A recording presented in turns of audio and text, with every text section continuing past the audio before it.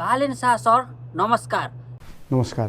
Balen Shah sir, यदि तपाईँको party success भएर तपाईँको पार्टी चाहिँ हुन्छ नि सरकारमा आयो भने चाहिँ तपाईँको पहिलो एजेन्डा चाहिँ के हुन्छ त नेपाली देश र जनताको लागि? गरिबले शिक्षा पाउनु पर्यो, त्यो हो हाम्रो एजेन्डा। गरिबले स्वास्थ्य उपचार पाउनु पर्यो, त्यो हो हाम्रो एजेन्डा।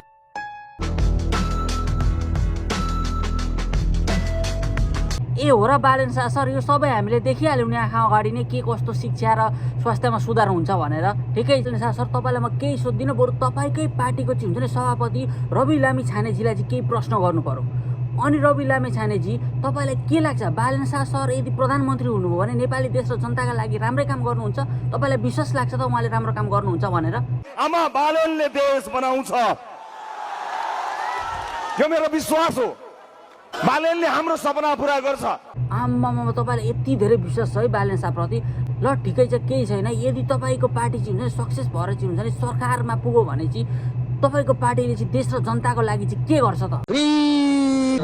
कस्तो बनाएर चाहिँ नि बनाएको थियो, यस्तो त्यो हेरे चाहिँ फ्री फ्री फ्री अहिले पनि मलाई आउँछ क्या।